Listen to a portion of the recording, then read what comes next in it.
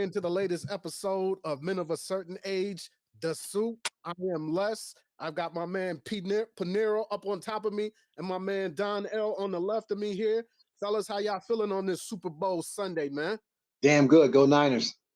Okay. Peace. P, how you feeling, Lord? How was your week? Yo, listen, man, I went to the barbershop, right? Get my wig split and shit. So I'm feeling the barber on my lip a lot. Yo, what is going on? Man, this motherfucker took 87% of my stash off and shit. 87%.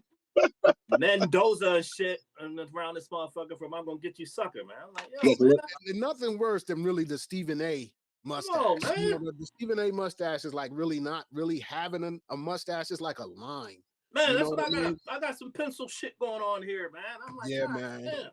I'm gonna have to put some chia pet juice on my shit or something, make it grow back fast. I don't know, man. Sometimes your barber can be on some bullshit. I'm glad my barber is back in effect. Shout out to Mickey I. Shout out, Mick. Don, what's up with you, man? How was your week, yo?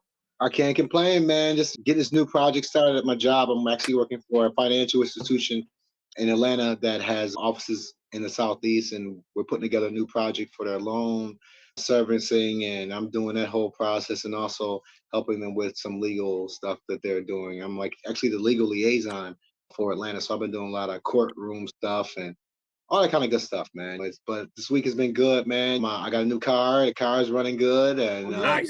Okay, so what would you knock you another Porsche? Or? No, I got some big plans. I grabbed me an Acura. I grabbed me a light Ac. You know what I'm saying? I went like throwing 93 one time. You know nice. I went with that light Ac. But no, I drive like literally, man. It's 35 miles to work every day, man. So I needed something I can just get back and forth with. Dependable, right? Yeah. Dependable, man. Get me through that traffic. I can listen to some music, get my mind right, and just chill, man. So I'm good. Right. Zero complaints, bro. Zero complaints. No doubt about it. As Escobar said, the love for foreign cars. That's what it is. You know what I'm saying? Always and forever, man. So yeah, I'm excited to be with y'all here this afternoon, man. We got an excellent show popping off with the soup. We got it on the stove, boiling up a little bit. On this particular episode, man, we're going to go political a little bit. We're going to go sports a little bit. And then we're going to go popular with Monique. So we got a little rundown with Monique and Shay, Club Shay. I got something I want to ask y'all about Club Shay. We're going to get into the native land, which is Angela Rye, Tiffany Cross, and my man Andrew Gillum. Are y'all familiar with that pod, the native land? Yeah, I saw Jamil. I think Jamil Hill posted some stuff from her a few weeks ago. So yeah, I'm familiar with it. Yeah, man. I'm a big fan of all three of those. Andrew Gillum, I can relate to that, man. Not only is he a black man, but he bumped his head throughout life and had to bounce back from that little fall that he took. But he's back and live in effect. And Tiffany Cross, she had a little run-in with MSNBC, had to shut down her little show on MSNBC, and now she's bounced back with Angela Rye and Andrew Gillum on this Native Land podcast. We got a lot of interesting stuff to get into on that. Also, man, as I said, we got Club Shay with Monique, and then we also have, man, is another pod that is an eclectic type pod. It's like a musical pod. They do a lot of interviewing with bands and artists and different things. It's called Bring Down the Band Pod. And they actually did a interview with KRS concerning the 50th anniversary of hip hop and the Grammy celebration and why he did not attend and participate. So that's some of the things that we got cooking in the soup that we're going to touch on, and some other things that we're going to add to the soup because we can always add to it. You know what I'm saying? So yeah, Don, as I was saying, man, 2024, this season is a very important season, and I'm paying attention to a lot of things that's going on because it's an election season, man. And there's a lot of falsehoods and a lot of people talking on stuff that they have no idea about and perpetrating a fraud on everything. You know what I'm saying? For saying that I fuck with Trump because when Trump was out, when he was our president, I had money in my pocket. We was getting money. I don't fuck with Biden because he too old. And I'm like, man, he 3 years older than Trump. So how you gonna equate this man to old as hell and this man as something else? You know what I mean? So we're gonna get into that. We definitely during this whole season, we're gonna address the election, and we're gonna also talk about people that are spewing realness and people who are out here misleading people. It's our jobs as men of a certain age to point out the falsehoods and give our view on people who are giving out falsehoods. You know what I'm saying? It's the duty of civilized to teach civilization to the uncivilized. Speak on it, God. What we're going to do first and foremost is we're going to jump into this Native Land pod where they had a real interesting topic this week, y'all. Again, as I said, this election season, and this is a very big topic, and it's the topic of immigration and what's going on with that. So what I want to do is this, man, is I want to go ahead and introduce this little clip. We're probably going to watch a good portion of it so that we can get each one of their views and then go ahead and dissect what they had to say or add on to what they had to say. So we're going to go ahead and jump into that, and I'll come right back to y'all. The Native Land Podcast with Angela Rye, Tiffany Cross, and Andrew Gillum. I love seeing our people get together and build on topics and try to add on. And Don, as I said earlier, behind the scenes, you and I talked about something that they addressed. We got a lot to add on to this whole thing that they brought up about the immigration. But also, first, what I want you to touch on, Don, is about celebrities and their sway within the culture. Yeah, I've been thinking about this a lot, man. I remember, we're like a very unique generation because we got a chance to see the rise of celebrity culture from lifestyles of rich and famous, and we seeing people on yachts and all that type of stuff and getting introduced to different lifestyles that were out there, but we just weren't privy to. Then we get the tabloids, and then we get beginning of reality TV. So we get a chance to see this whole celebrity. And obviously there was always singers, athletes to a lesser extent, movie stars who were always considered stars per se. But it seems like it's gotten to the point now where it's literally out of control. A recent poll on 12-year-olds found out that the number one thing that they want to be is an influencer. You know what I mean? Not a doctor, not a lawyer, not a nurse, not a pilot, whatever. They want to be an influencer. So it's gotten to the point where the only thing that people honestly, at least as we've gotten older, we've seen the growth of celebrityism or celebrity worship to a certain extent. Now, I remember being a fan. I'm a fan of Michael Jordan. I'm a fan of Kobe Bryant. I can understand how hard it and how much work it takes to get to that point.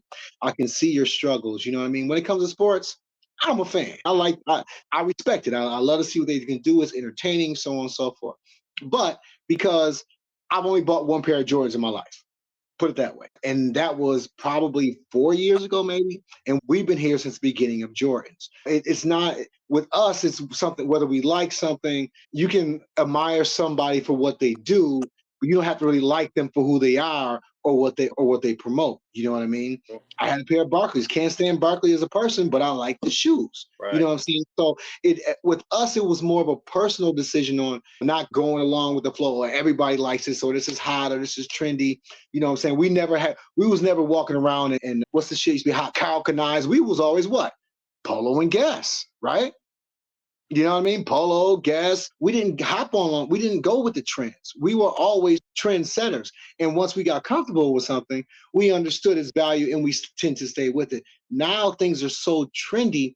I think that people are number one, putting people in a position where they're actually being worshipped, which is crazy. You know, I don't even have a hero, so I damn sure not worshiping nobody. You know what I'm saying? And also to the point where people think that virtual life is really real, man. And it's and for us growing up without the internet primarily, we look at it completely different. So I just think that it's like a come to Jesus moment where people really need to decide on what is important and how we prioritize people in our life. Because I really don't give a damn about Travis Kelce's haircut. I just want to see him catch a damn football, bro.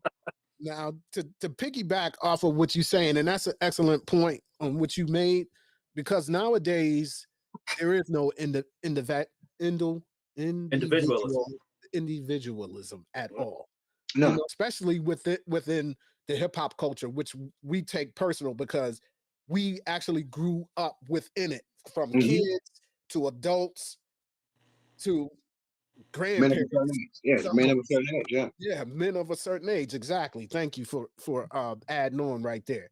But with society nowadays, you know, there, as I said, there is nobody that's going to say everybody's going right, so I'm going left. But it's easier to go along with the crowd.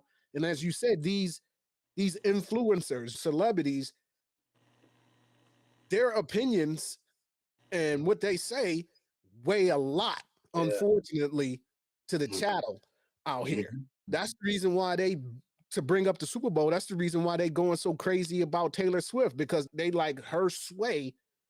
What she says can sway it to Trump, Yep. Mhm. or it could sway it to Joe Biden. Eh. So I'm with you that these celebrities, they're responsible for the shit they say. You know what I'm saying? And and to be reckless with it is very harmful, because I've seen too many people on many occasions talk about, man, when Trump was president, oh, we was getting it. We had it. Everybody had money. Now let me just say this, man.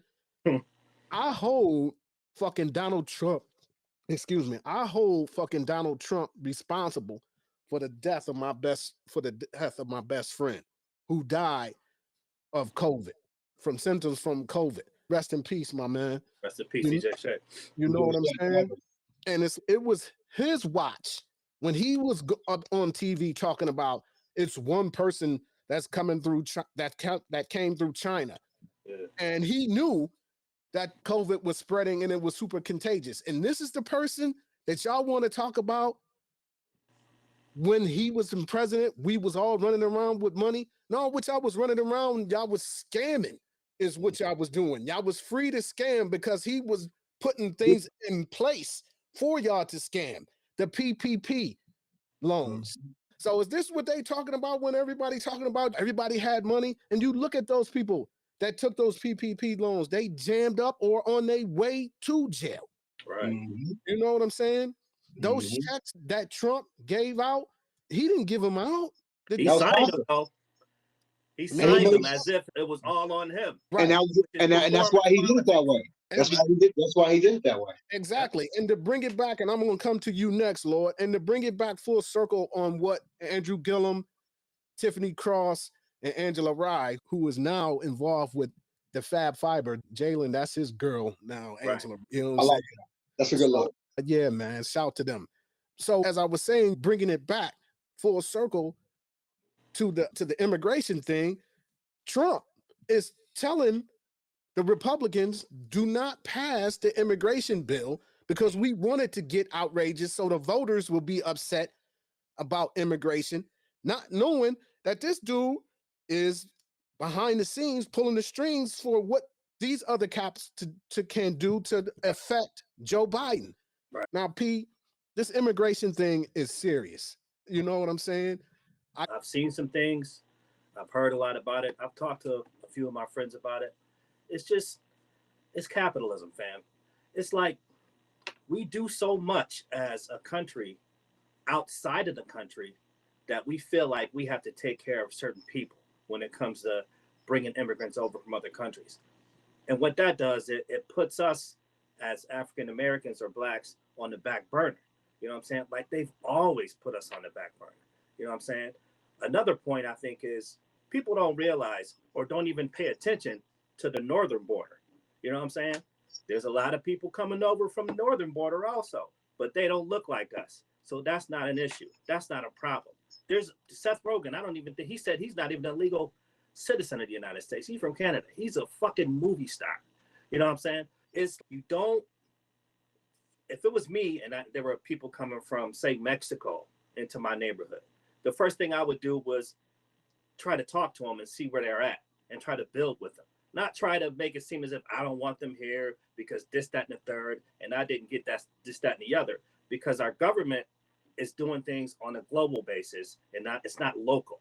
Locally, we don't have any control over, you know what I'm saying, what they're doing with migrants. They're doing it because we owe somebody, excuse me, from somewhere else, or we did some shit somewhere else, and we owe blase split. So you bring them over and we'll give them this, that, and the third. It's deeper than I got some Ukrainians living next door to me and they're taking my resources. You know what I'm saying? It's much deeper than that.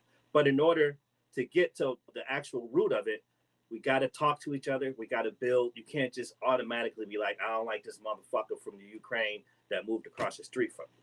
You know what I'm saying? So I think we need to go deeper. And when it comes to celebrities, it's money. You know what I'm saying? I'm going to pay, say this for me, say that for me. You know what I'm saying? I think they're paid to say a lot of the shit they say. You know what I'm saying? To sway the vote one way or the other. So it's all about integrity, and it's all about, you have to understand the country's capitalistic mindset. It's really, at the bottom line, it's all about money. If I can get migrants to work for half of what a citizen would I would have to pay a citizen, I'm going to figure out a way to get them here. But I'm going to, on the other side, I'm going to say, I don't want them here. But as a business, I want them here. You know what I'm saying? So it's like, you're lobbying the government, businesses are lobbying the government, and the government is bringing in migrants. Who knows? Could be for voting purposes also. Let's legalize them. Maybe I can get their vote. You know what I'm saying? So it's all money, capitalism. That's what this country's built on. And if you don't go deeper than the actual surface, you'll never understand. You got to do your research on these things, man. Great. You got anything else to add on? Yeah, man, I got a couple quick things. They approved 53 million for the migrants in New York City, which is crazy. I do understand food, clothes, and shelter, but this is basically, we always get pushed back. It's not even so next to the short end. We don't even get to the end, bro. We get pushed. Yeah. You know what I'm saying? We get pushed back anytime there's a humanitarian crisis or whatever the case may be. The United States is quick to step up for anybody else around the world. But what about for their own citizens, specifically being black? They're black citizens, you know what I'm saying? Yeah, I don't appreciate that. I definitely think that's a slap in the face, because there are so many different, if you empower us with $53 million, the ones who have proven that they can run smart businesses and processes, then we can get those migrants or immigrants work. You know what I mean? Why not use all the black businesses? I understand that they're spending money with the businesses and the bodegas and the supermarkets and so on and so forth. But no, why not empower us to go ahead and have the resources to be able to hire people to work with us and to do things together? So that's really my big thing with that, because I don't think that anybody, whether they came here on a slave ship or whether they came across on the Mayflower or on an Irish potato boat, got $9,000 when they got off the fucking boat.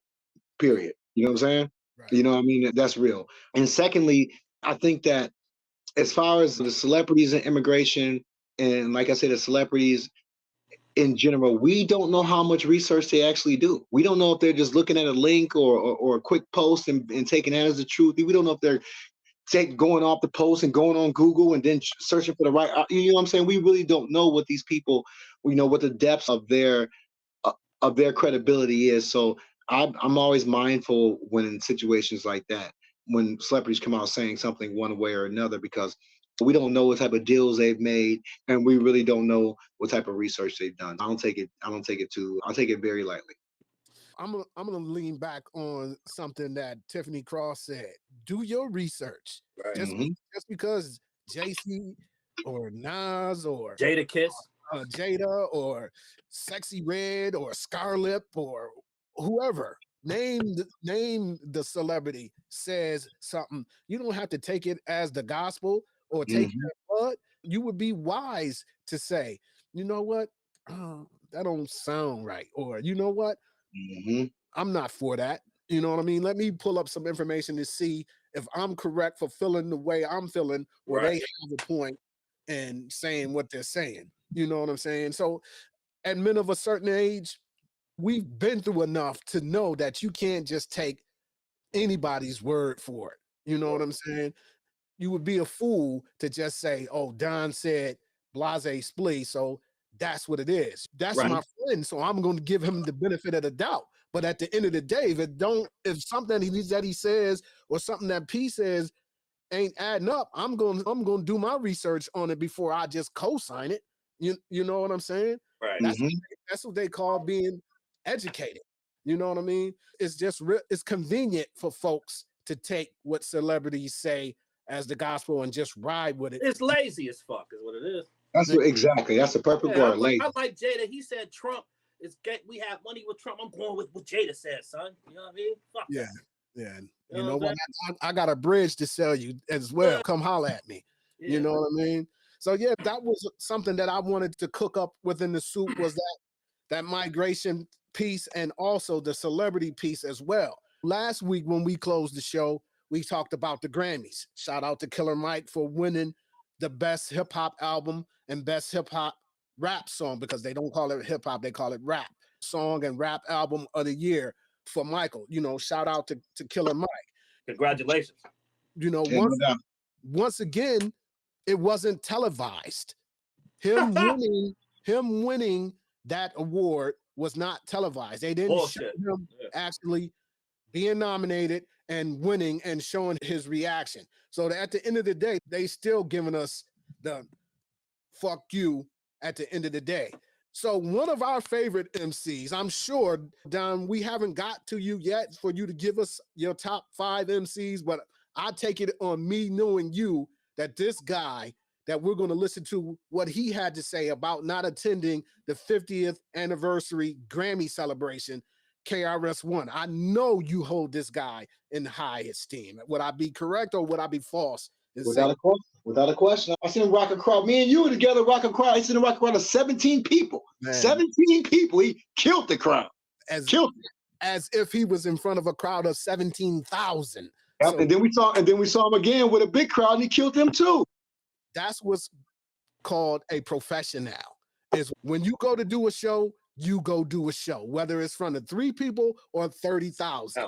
You know what I'm saying? So salute to KRS One, the Blast Master. So man, the pod that this was on, is called Bringing Down the Band. And that's the channel that we're going to go ahead and listen to what the Blast Master had to say on this. So let's go ahead and get to that real quick. This place, this institution. Performance at the Grammys. Full detail on why exactly he declined to participate in the Hip Hop 50th celebration performance at the Grammys. Check out this short segment. This place, this institution can never side with, come under, understand the exploitation of our culture. Never will you ever see me standing in the environment where our culture is being exploited. Or if you do see me there, the next moment this thing's gonna fall. I'm there to bring this shit down. If you see me in a situation like that, you should say, yo, watch out. Something's about to happen. Turn your cameras on. Something's about to go down. Why is Chris here? Ask PM Dawn. Why is he here? Something's about to, he gonna say some shit right now that is gonna, having said that, so when I got the call, I immediately saw it. First of all, it's the Grammys. You get no respect here. None. You have no respect here. Now, we respect your existence. We know you exist. And we know that you're the Grammys. We understand that. And we respect that, your existence. But you ignored hip hop for 49 years. Word.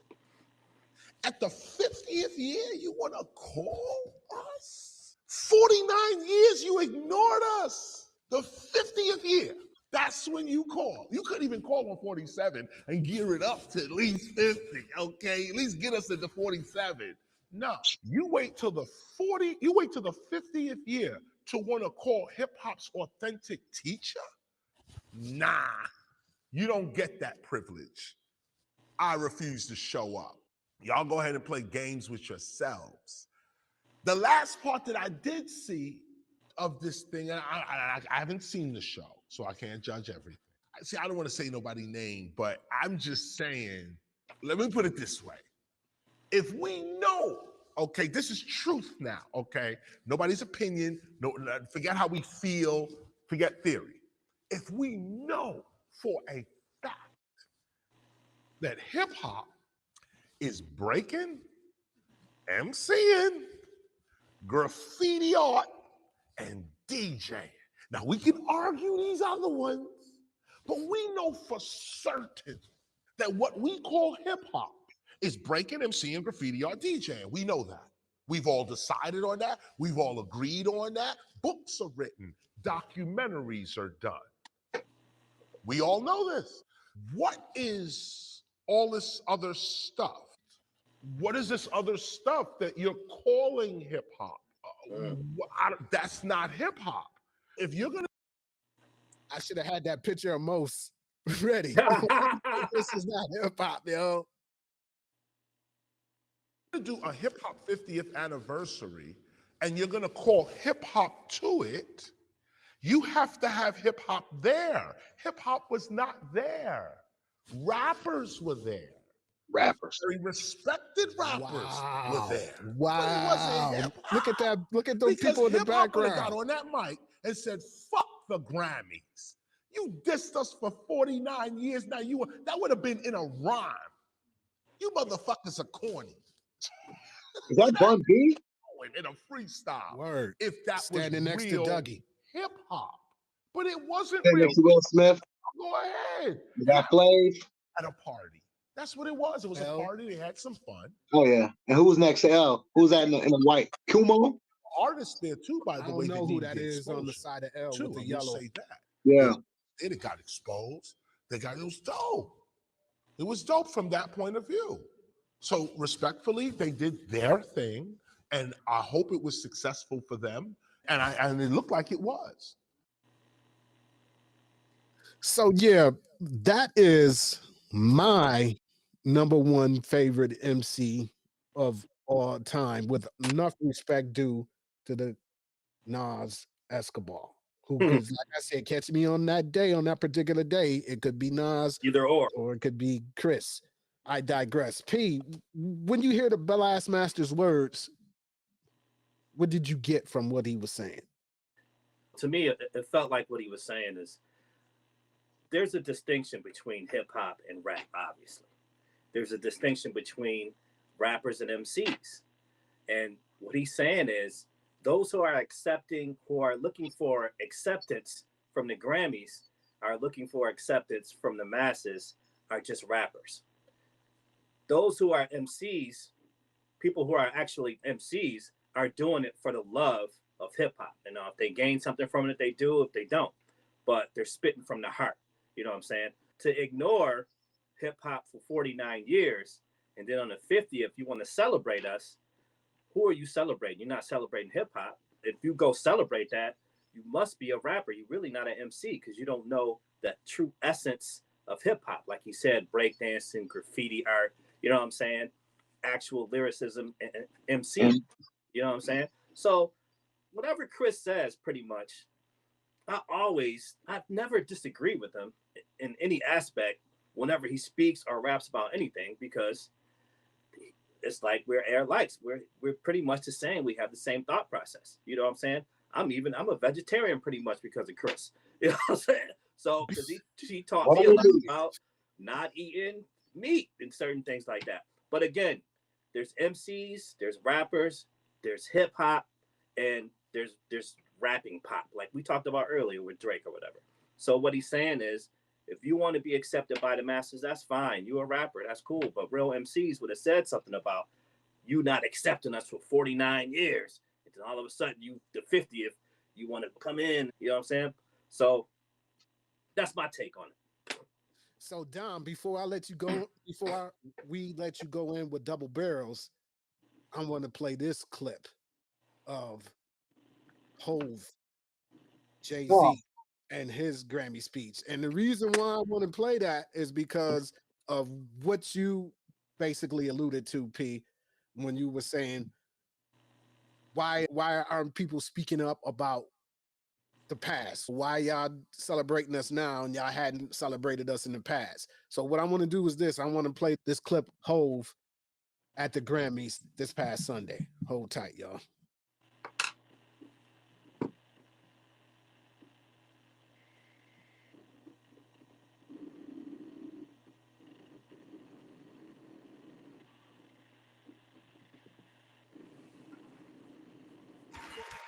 Thank you very much.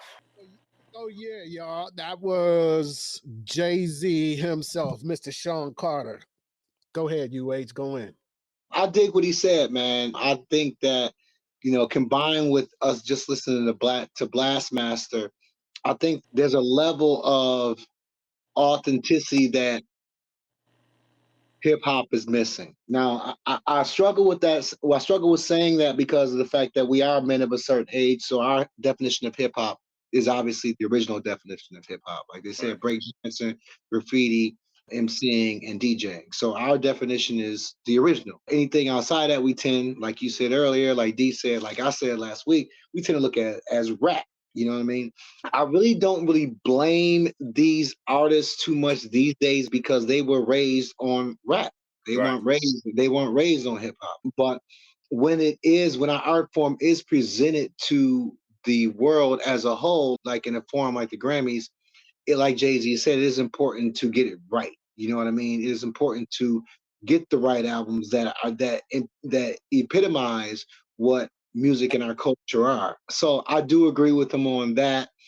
I think that as a whole, hip hop, despite being the number one genre in the world, despite everybody in the world trying, every language trying to make a hip hop album, for them not to broadcast us like they did the first year, 34 years later, is another slap in the face. You know what I mean? For the influence and the sales that we've had and the way we've reflected the culture and the economy of music, man, again, just like R&B, just rock and roll, just like the blues, just like jazz, we're not giving our propers, man. And like we said with the movies last week, it's not authentic. If we're not being given credit or we're not part of the creative process for it, it's not authentic because it came from us.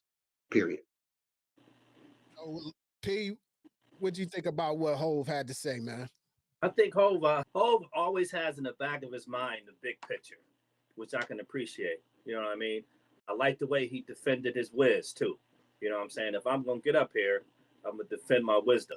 You know what I mean? A lot of the things he said made sense. I like the fact that he said to keep showing up. But because I'm such a Nas guy, I got something in the back of my mind that's telling me he's doing this for a particular reason.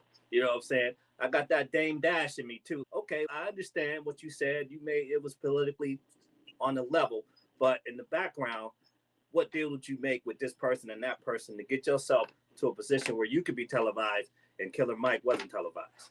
Yeah, Jay-Z's a trickster, man.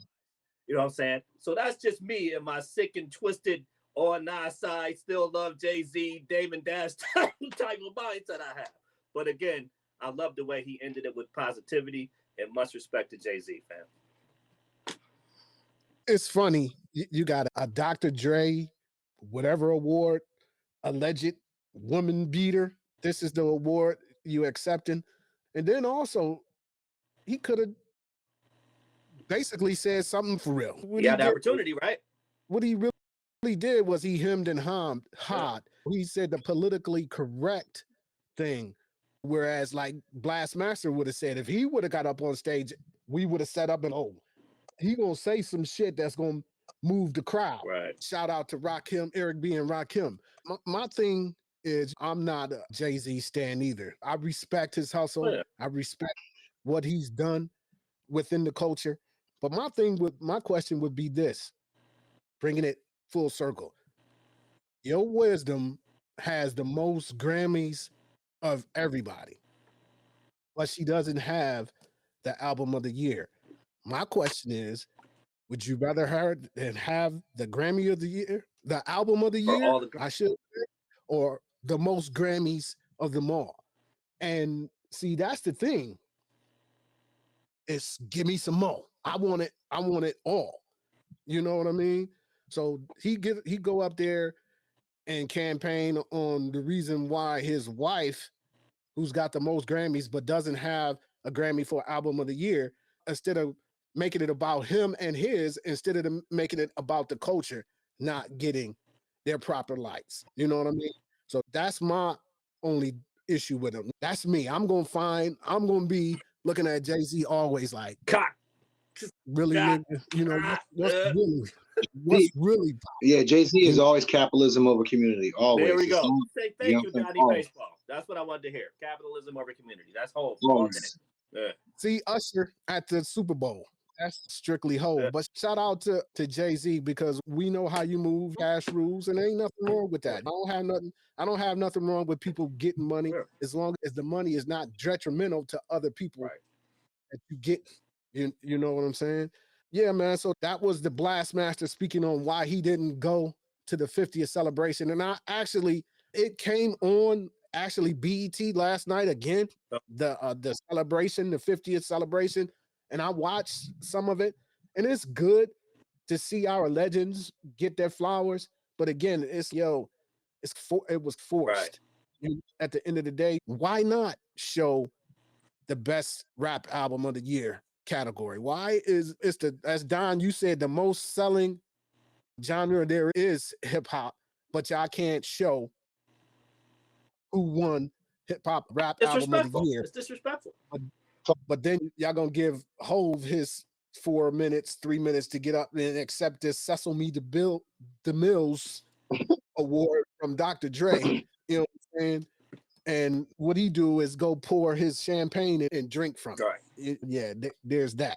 So we're gonna keep it moving, man, on this soup as this soup continues to boil. So the next thing, man, is we're all sports heads. All three of us are sports heads. We love sports: football, basketball, baseball, whatever, tennis, golf, whatever it is. If it's got a ball on it, we're gonna give it a couple moments. You know what I'm saying? And this next pod that I frequent every now and again is called 7 p.m. in Brooklyn with Carmelo Anthony and the boy Mero. You know what I'm saying? Mm-hmm. So what this particular episode I found it really interesting is the question was broached to Mello: who does it mean more to be called the GOAT? Does it mean more to MJ, or does it mean more to LBJ? Of course, does it mean more to Michael Jordan, or does it mean more to LeBron James to be considered the GOAT? So let's head to Brooklyn at 7 p.m. and see what these cats got to say on this. Already, he's the target. You get what I'm saying? So Mike is saying, I don't got to say he I'm the don't GOAT. have to say They that. all saying I am. It's for y'all to debate that. It Right. ain't for me to say that. It's for y'all to debate that. Then you have a young man that's coming along who understands that's what I'm coming for. The same way MJ was talking about coming for those 11 rings. Ron sees that. He's inspired by that. He's motivated by, that's my idol. So I'm going on a journey of being great. Through that journey, there's going to be a point in time where if I do what I have to do, I will be in that conversation with my idol. I think Ron probably cared about it the most because he was the one who was striving to get to that. So boom, there you have it. What do you think? What do you think about what Mello had to say there, P? It makes sense to me. Excuse me. I think with Michael, if you ask him about the greatest, he doesn't consider himself the greatest because he takes it in genres of players of who was the greatest in the 60s and the 70s and the 80s, because there were great players in all those decades. So he doesn't really matter too much to him. If you call him the greatest, all he cared about was once he got on the court, I'm gonna bust your ass. I'm gonna let you have it. And you know what I'm saying? And with LeBron cares more. LeBron's crew cares more. It's like they're chasing for everyone they want everyone to say he's the greatest. If I'd say to you that to me is Jordan, Kobe, then LeBron, someone like Rich Paul would say that's an insult. But you know how many NBA players there's been since the NBA started? And if I'm giving LeBron number 3, that's insulting. That's crazy. You know what I'm saying? So they're chasing, him and his team are chasing for him to be called number 1. And especially during this age of the internet where it's worldwide. Mike didn't give a fuck about that. Who next? Who asked I'm busting next? How can I get this next ring? You know what I'm saying? Who in front of me? I'm about to let you have it. Like, he was even playing for the Wizards, and I think Kevin Garnett said, I got to guard Jordan. They was like, no, you got to guard Jordan, because I think he was playing the 3 at the time. Kevin Garnett was like, God damn. Did you say that to me, Fro? Man, he was busting Garnett ass. And Garnett couldn't do nothing about it. You know what I'm saying? And this is Jordan almost 40 years old, letting Kevin Garnett have it. So Mike was more about his play, showing how great he was. LeBron's play does show that he's great, but it's more his team and him pushing. I want y'all to say I'm the greatest. You know what I'm saying? Which is a little disingenuous. That's my opinion. So what do you think about what Mello had to say, UA? I'm more leaning towards what D is saying, man, because I don't see LeBron as being obsessed like that. You know what I mean? Because I think LeBron's philosophy is you put the work in, all those things will come. You know what I mean? That's the LeBron to me seems very pragmatic.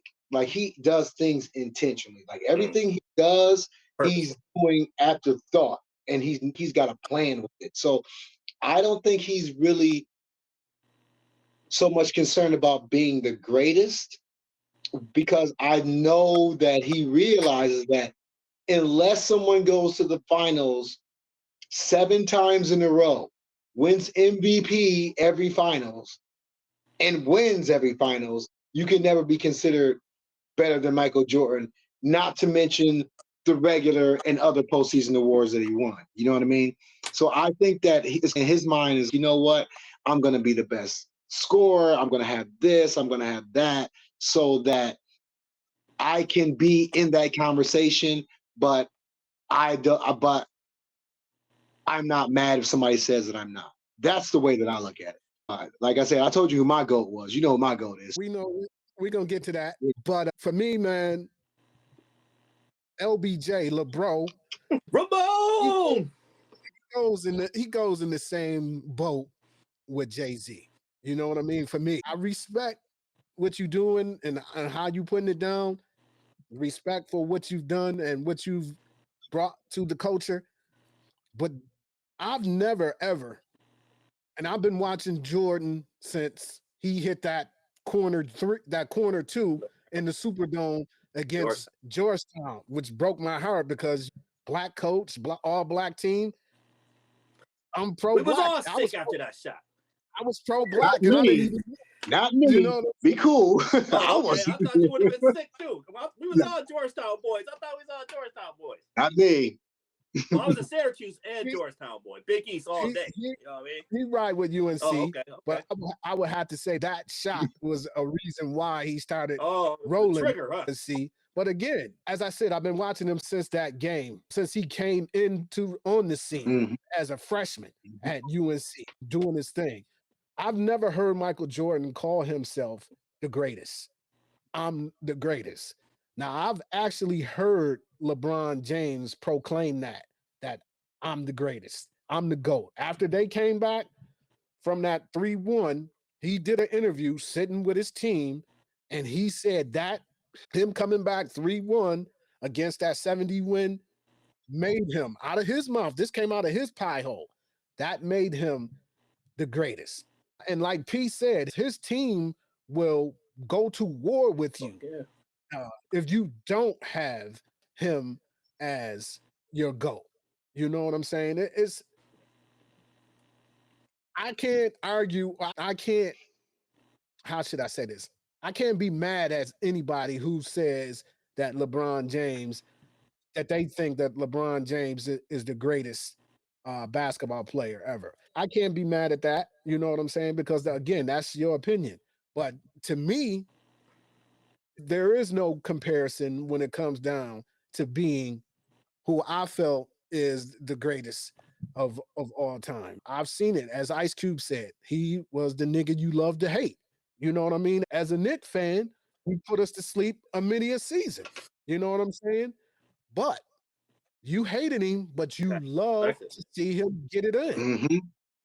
You know what I mean? I think if LeBron didn't say as much, or if his team didn't push as much, he might be considered by more people as the greatest, because he would be a silent, like Mike was a killer, man.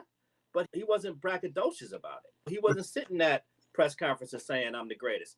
Even though Kyrie was fucking murdering that series too. Just Anthony Davis could have been the MVP in the Fugazi bubble. Exactly. he could have been the Finals MVP then. You don't respect the bubble, but yo, just we definitely gotta have that discussion. We definitely gotta have that discussion sometime. But yeah, we definitely gotta have that one. We might take that one offline. But what I was gonna say is this, man. I think that anybody who like dig LeBron, I think he's literally the most well-rounded basketball player we've ever seen. You're not off the court, yeah, of course. Yeah, he's completely well-rounded, and I've always said, because we come into this debate, Kobe, Mike, or people throw Kareem in there, people throw LBJ in there. I'll say it like this: I'm not gonna even talk about the captain because I ain't get it. I seen him, but we seen the old Reem. You know what I'm saying? We seen the old Kareem. You know what I'm saying? Didn't get his prime. Yeah, we didn't get his prime. I caught Mike in his prime. I caught Kobe in his prime. I caught Bron in his prime. I'm gonna say it. I'm keep it 100. Mike is the most competitive basketball player I've ever seen. He refused to lose. Like he refused. He would do anything it took to lose. People talk about the Mamba mentality. No, that had nothing to do with Michael Jordan was on another level with that shit. You know what I'm saying? The most skilled basketball player I've ever seen is Kobe Bryant because he could do everything. You know what I mean? And he worked at his game so much that there were very few things that he wasn't good at. And honestly, the best well-rounded player I've seen is LeBron James. His you know what I'm saying, his durability, his ability to score from in all three levels, his defensive ability, his basketball smarts. That's how I categorize him. You know what I'm saying? Like they're all GOATs in their own particular ways, man, because them boys is all cold, man. They all cold. Oh yeah. I'm glad we got a chance to see him. There's no doubt about that. But I would push back on most skill because there was no hole in Jordan's game. Tell me the weakness of Mike's game. If you was gonna make Mike do something, what was it that you was allegedly wanting to make him to do? Early in his career, they would say shoot the three, then he killed Portland with the three, right? Remember that? He killed Portland with the three, then they would say force him left. Then he killed the Knicks with the fake spin around and banging on all them boys. You know what I'm saying? I just say skills because there were new skills when Kobe was around. You know what I'm saying? Kobe took Mike's moves and made them actual skills, an actual skill set. You know what I mean? The turnaround, the fadeaway, things that Mike had perfected. Kobe turned into a skill set, and by turning those to a skill set, he was able to add on to those. You know what I'm saying? The shot fake off this or the hezzy off that. You know what I'm saying? So that's why I say most skill, not taking anything away from Michael Jordan, but just saying that Kobe added on to different things. Like Kobe's one of the first boys to do the Euro. You know what I'm saying? First black players to do the Euro, to study it. You know what I'm saying? It's like I said, that's an opinion. That's an opinion debate all day. You know what I mean? We can talk to Rick Green in the face and we're never gonna, you know what I'm saying, come out with a clear winner. Yeah, of course. Again, it's subjective. It's what you like to model. Yeah. You know what I'm saying? Also on that, Kobe is and one Jordan. If Jordan in the era of and one, his game would look more like how Kobe's was. Kobe was more and one, where Mike's game was more fundamental. Yep. Fundamentally sound. I'm gonna cross you, but I'm gonna get on balance and I'm gonna shoot. I'm gonna shoot my shot. I don't know of anybody that I've seen play the game more fundamentally sound than Black Mike. I can see that. I can see that. Because he was again, it's what were you going to make him do that you wanted him to do? Oh, I want him to shoot the turnaround jumper. No, you don't. You don't want that. Oh, I'm going to force him to drive. No, you don't want to force him to drive. And then people say, oh, the 3-point would have been was a weakness. It was just that they didn't shoot the three like they shoot the three nowadays. Listen, Lord, I was watching the Lakers and the Pelicans. I think it was Thursday night or Friday night. Do you know what the score was at the half? 80 or something. 80s or some shit. It was 83 to 75. It was jacking up threes and shit.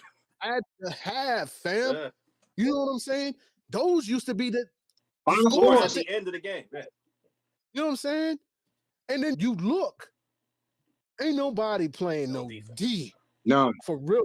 No. I was watching, again, going back, it was another game earlier in the week, and Zion got the rebound and went right to the rack and laid it up. And I said to myself, don't nobody play no defense because they all playing for 3-point Right, line. right. If dudes started going to the rack on the regular, like Giannis, let's be serious. The reason why Giannis averaged the way he averaged because he going to the rack because nobody is trying to ply their feet, man, and play defense.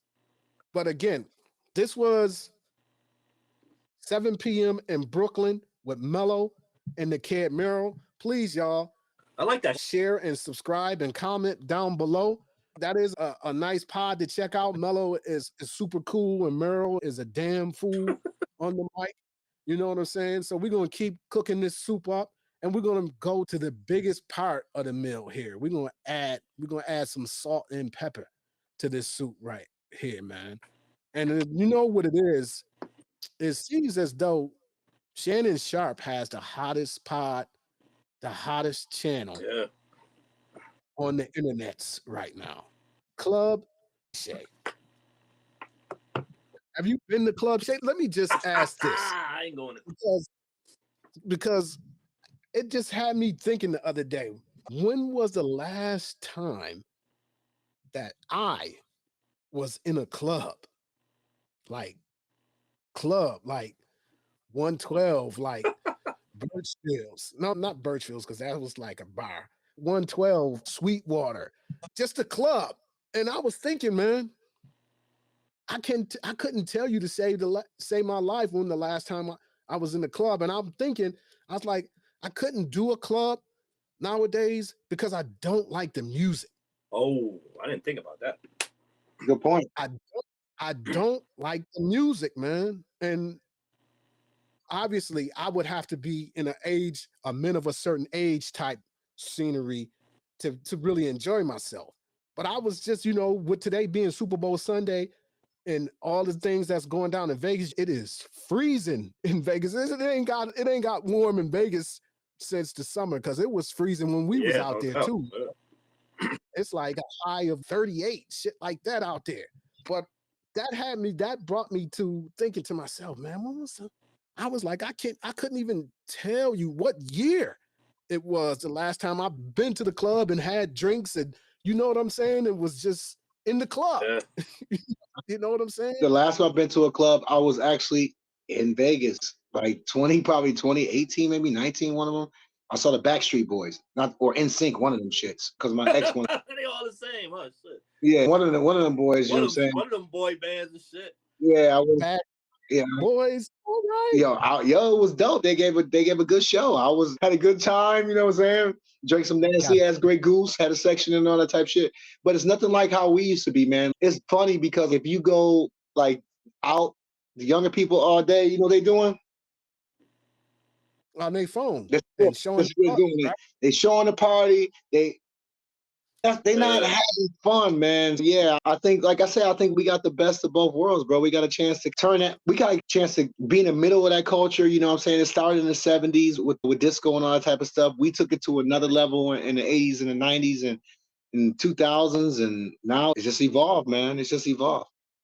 Come to think about it, I think the last time I was in the club, it was with you in ATL. What's the hip hop spot? Used to go down. Oh, goddamn. It's closed now, too. I know what you're talking about. Underground. Oh, what the hell was it? I know what you're talking about. Yeah, I'll think of it in a second. Just give me a second. I know exactly what you mean. MJQ's. MJQ. So that might have been like 14, 15, maybe. Yeah.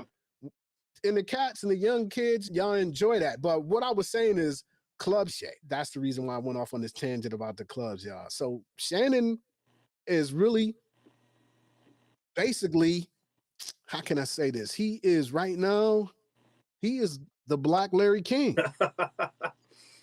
You know what I'm saying? Mm-hmm. They're actually coming and building with this cat. So now y'all got Sister Mo that came in and made the joint hot. First and foremost, Pete, what's your feelings on Monique before we get into what she has to say? I don't know. I got like I don't know. I think Monique has put in the work, man. Like as a stand-up, she did her sitcom. I think she deserves a lot of respect. I think she knows her worth, and she feels like if she's taken advantage of, she's gonna speak on it. Now, I think the issue is with her speaking on it is she actually has a husband that people tend to look at as he's puppeting her in some way. But again, why is it that if a married couple, a married black couple, defending themselves and knowing their worth, why is that considered a negative? You know what I'm saying? Toxic. It's toxic. Why is it toxic for a couple, for him to be defending her and her to be, I don't care if she call him daddy or whatever. That's what they do. You know what I'm saying? But they have each other's back. So I don't understand why so many people are upset with her trying to get what she's worth, or turning down things, or him telling her, you know what, that's not enough. You put in the work. You've done what you needed to do. You did everything you needed to do to be in the position to get taken care of financially. So fight for it, and I'm gonna help you fight for it. That's just my view on it, man. It's just, they're a married couple. They're trying to get what they deserve, and people are jumping all over them for it, man. It don't make any sense to me. Before I come to you, Buffalo, home of the Braves. I see that back there, right there.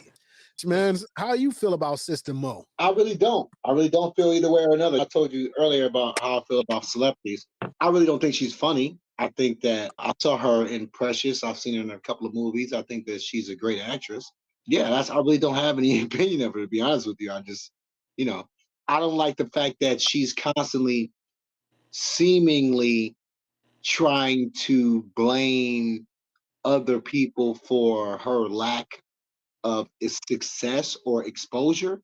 I don't like that. But like I said, we don't know how the Hollywood thing works, man. You know what I mean? That's a completely different world. There's a lot of gatekeepers going around over there, and a lot of stuff that we can't even imagine. So I just I really don't have any opinion of her. She's a good actress, but I don't really think she's that funny personally. I don't think she's funny as a stand-up, to be honest with you. Yeah, exactly. I don't think she is. But she put the work in to get to where I think she deserves to be. I agree with that. Yeah.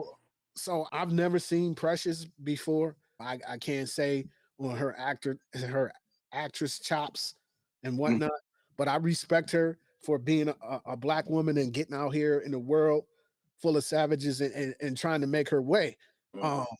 I just find it puzzling, man, that we as a people always are airing our dirty laundry out for the public, because I don't see Seinfeld going at Larry David, or Larry David going at Jimmy Fallon, or Jimmy Kimmel going at Jimmy Fallon.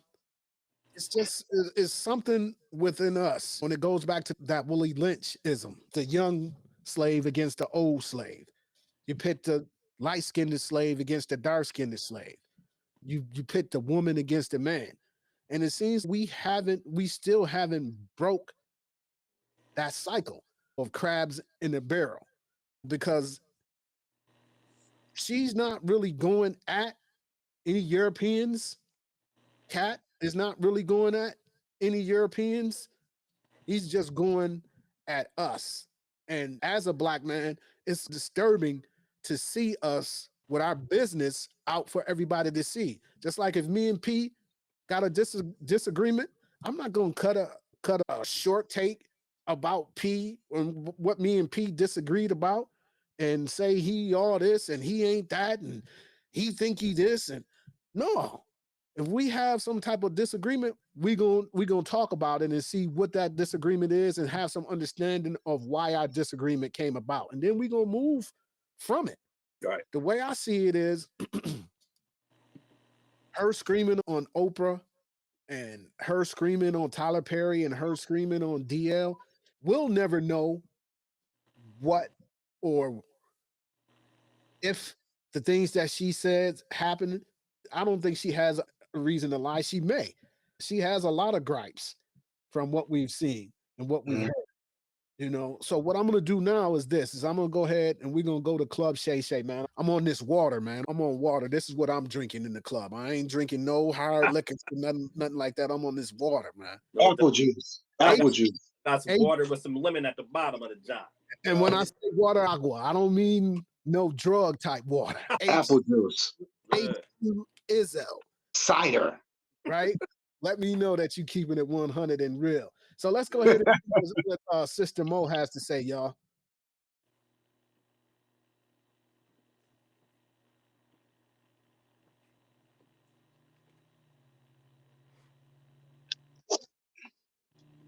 Right. I'm not the first one, but we get washed away in history so easily that we start thinking, oh, this is the first one. This is the first one. Her name is Claudette Colvin. And she's not the first one, but she was before Rosa Parks. But because Claudette Colvin did not fit the picture that they thought she should look like, she was dark skinned and she had coarse hair. And because the organization, I believe it was the NAACP, did not think she would be accepted by the white people, they had to get somebody that they said the white people could accept. We keep repeating the same thing because what I said is no different than what anyone else is saying. Not at all. It was the messenger. And it was the way that I'm not putting my head down. I'm not shedding one tear. I'm not going to say, I don't want to say their name because I might get in trouble. I'm going to say all of it. Right. Because when you really think about that little girl coming behind you, what I don't ever want that baby to see is me broken. I don't want her to see me falling apart. And I understand it. I understand how it can happen, Shannon, when you may not have a foundation at home, Correct. when you may not have that man at home or that woman at home, whomever, that support person saying you're not crazy. Right. I got you. Come on. We're going to go through this. We're going to get through this. So for us, if we start taking things for what they are and get out of our emotions, we would be so far along. Do you believe punishment?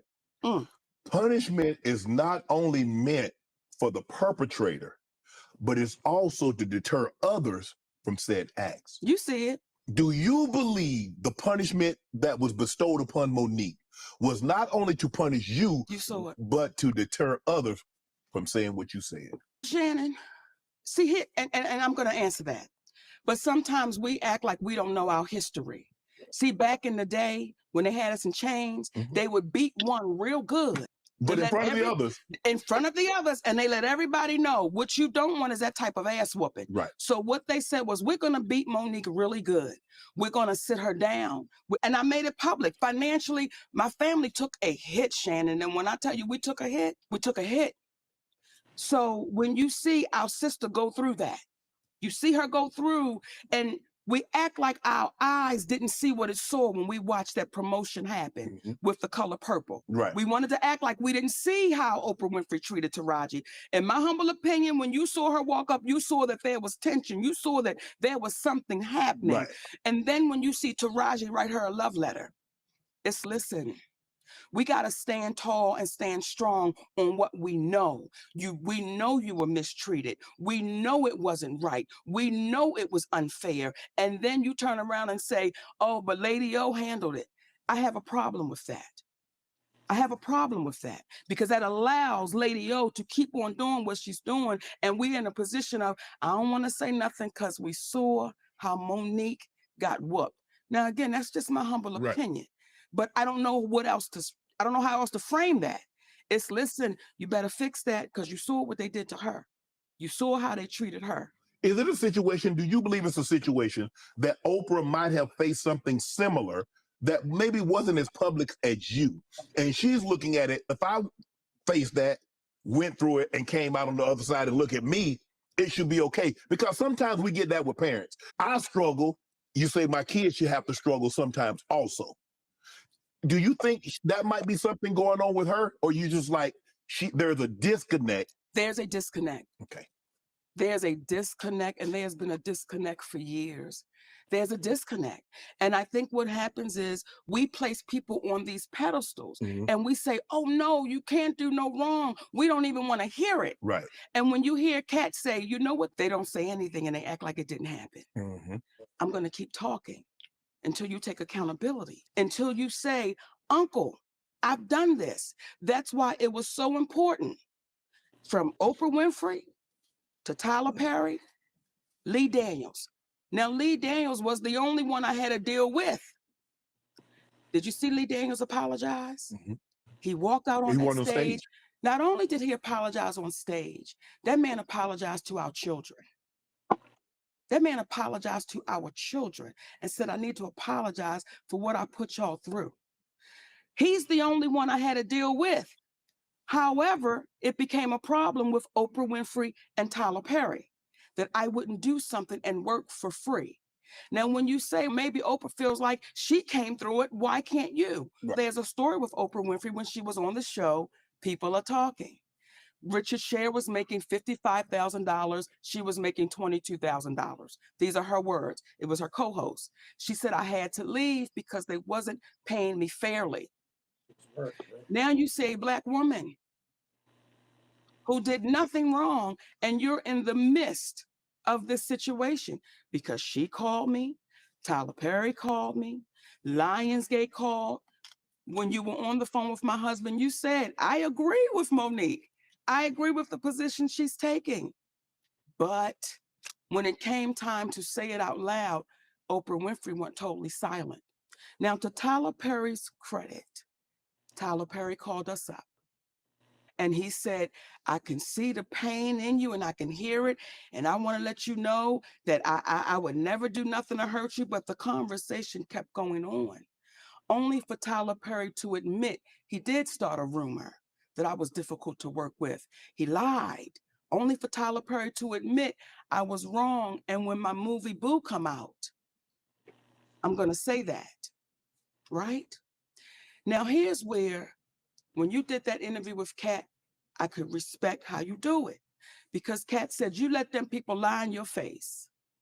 And your response was, Kat, I don't know if they're lying or not. Right. Because I can only take them at their word. At the word, yes. We sent you the audio Mhm. of Tyler Perry. Mhm. I don't want you to take me at my word.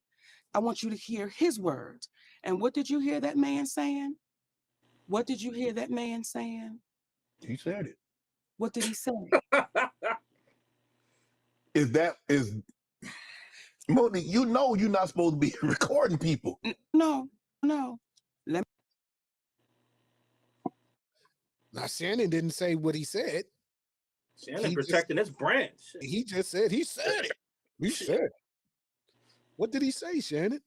You know what I'm saying? We all know it's about capitalism. You know what I'm saying? Oprah, as Grand Poopa said, I'll be paid like Oprah.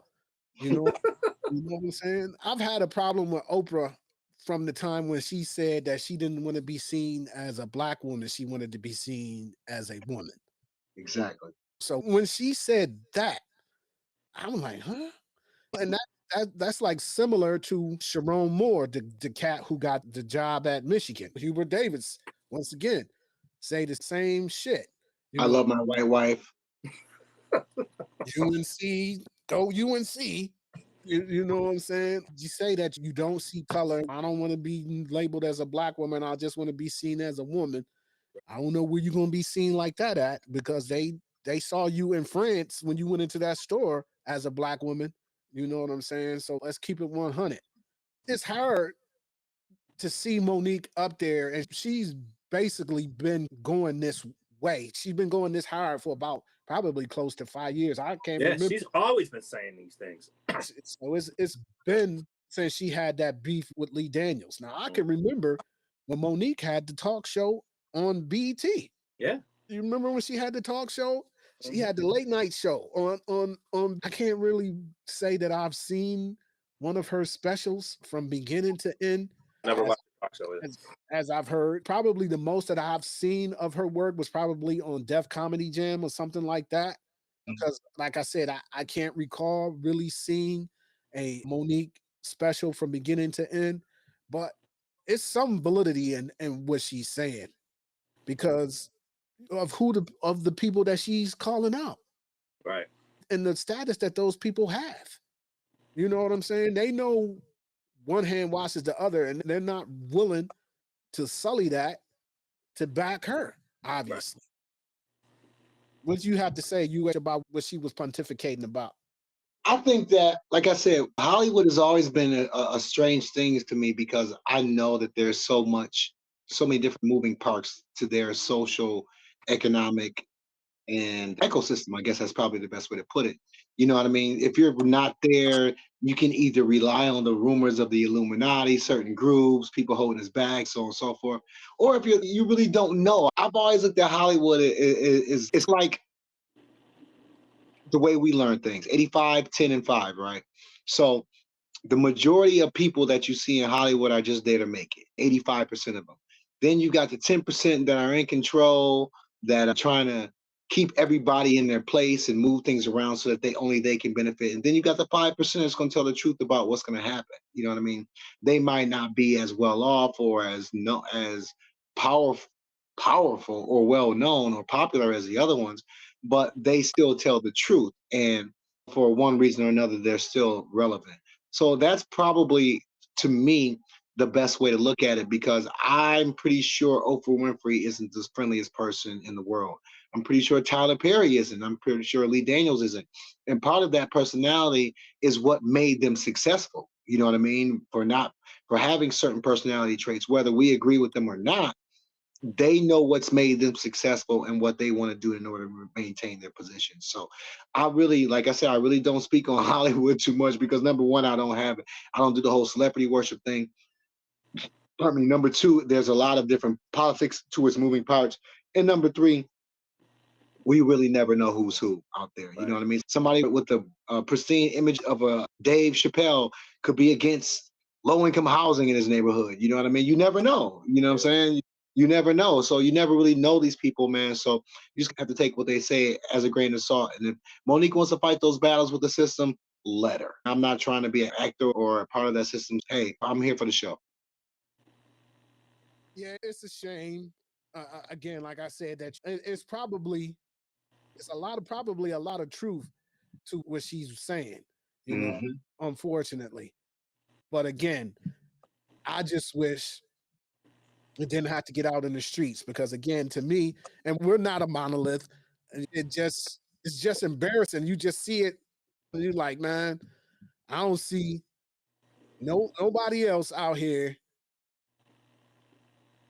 or any other ethnicities out here letting their dirty laundry out in the streets. So I got a clip here, man. I want to show y'all of Monique from last night. Let me get this. Last night. You got a lot of ingredients for the soup, man. You got coming out of nowhere with the joints. Yeah, we cooking up some old marvelous shit to get your mouth. No doubt. Some gumbo around here. And y'all letting my entire team go motherfucking first class. So we standing in the line. And that elderly man came the fuck back up to me. He said, Monique. I said, sir. He said, I want to speak to you. I said, yes, sir. He said, I saw you on Club Shay. And you did good. But you could have done better. Sir? He said, look, you know where the fuck we from. And when you was talking about that bitch Oprah, you was taking it too motherfucking easy on that raggedy bitch. I was looking for you to call that bitch all kind of nasty, dirty, skanky, filthy, low down, dick-licking, filthy bitches, but you did not. And I want to let you know that disappointed me. Now, first you give me a motherfucking compliment, then the nigga say I disappointed him, bitch, I'm confused and high. That is not a good motherfucking feeling. Okay. So I say, Mr. T. That was that nigga's name, nigga. I swear for God, Mr. Motherfucking T. I said, Mr. T. He said, yes, Monique, because when he stopped calling me baby girl, I knew shit had went to another motherfucking level, okay? I said, let me explain to you who I am. When I am doing interviews, I'm a motherfucking lady. And I am representing my family. I am a queen to a goddamn king. I am representing my children and my grandchildren. So when you saw me on that couch, did I want to say all them motherfucking things? Yes, I did, Mr. T, but I was on that goddamn couch. Oh, but when I get to the motherfucking stage, I agree with everything that old man was saying. You raggedy, dirty, filthy, low down, skanky bitch.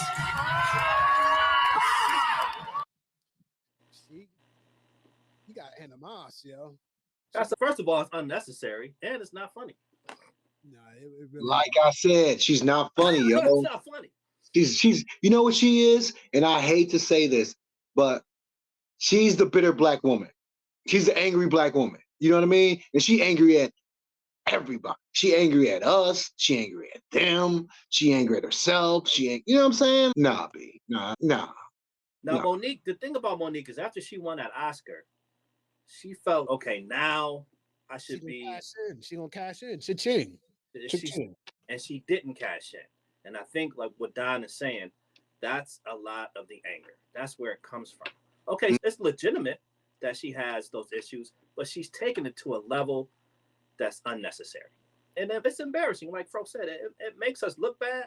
But then again, like Fro also said, we're not a monolith. And before we're black, we are human beings with feelings. You know what I'm saying? So sometimes you need to get the shit off your chest. You know, especially if people are like just continuously lying on you. Like, come on, man. I got to defend myself.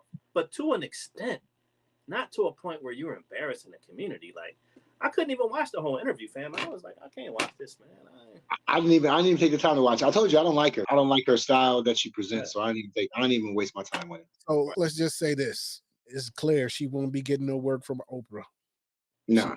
She won't be getting no work from Tyler Perry. No.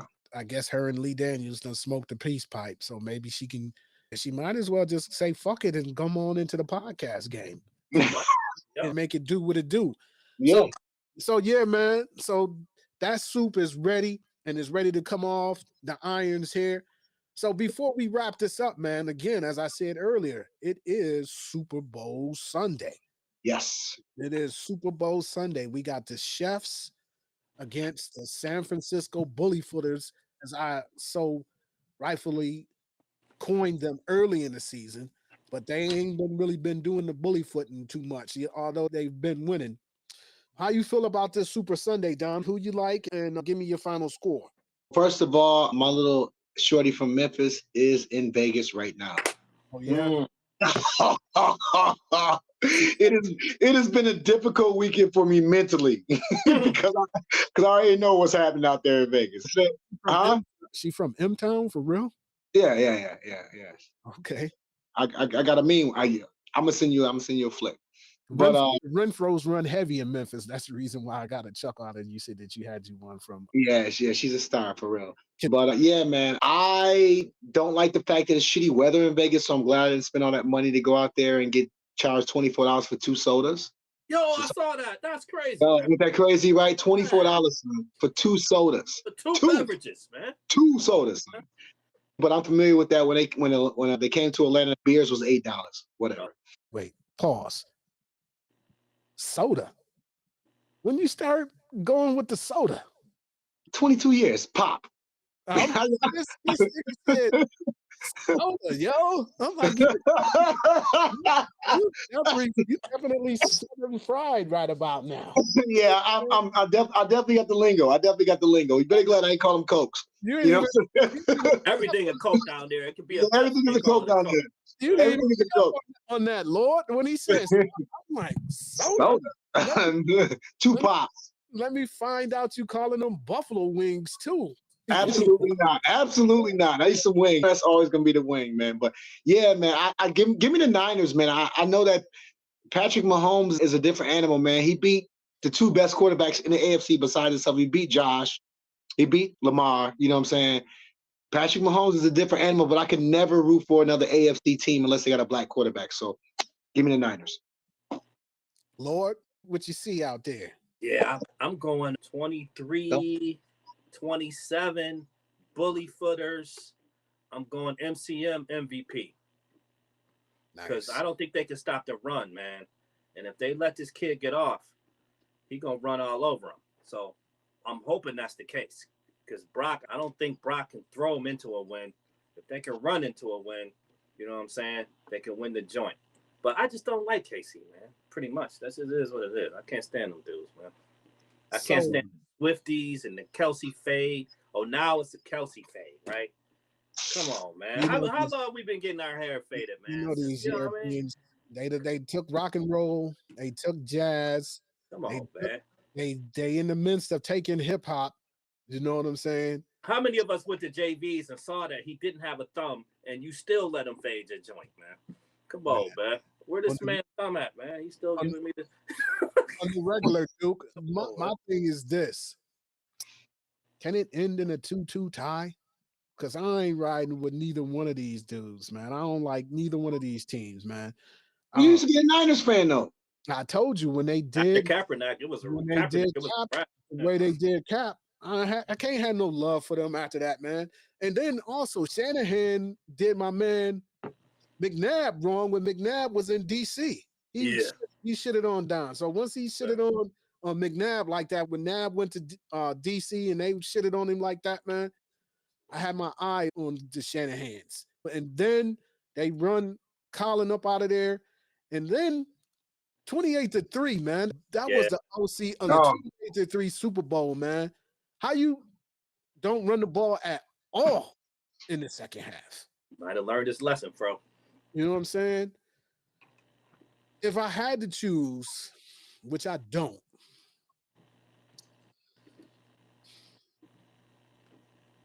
I got San Fran gear in my closet right now. Hat, my Montana jersey. Only jersey I got in my closet besides a Randall. I got a Randall and I got a You ain't got a Sweet Rice? No. And I don't like the fact that San Fran, if they lose, this would be their third bowl they done lost. You know what I'm saying? Baltimore, KC. Okay, yeah, you're right. Yeah. But like I said, if I had to, man, I would go with my homie. I roll with him because of his pops. His pops is a motherfucker. Shout out to Pat Mahomes Sr. What's the score? 17-14. Oh, low scoring. Okay. What you got, D? 27-23 Niners. I got 31-34 Niners. 17-14 Chefs. We're gonna play this back too. Yeah, so yeah, man, this was the latest episode of Men of a Certain Age, The Soup. I got my man DL from ATL with me. I got my man Panero P Double with me. And again, I am Les, man. And before we wrap this up, as I always say, man, it's the same old soup. We just reheating it, y'all. Peace. See y'all next week. Peace.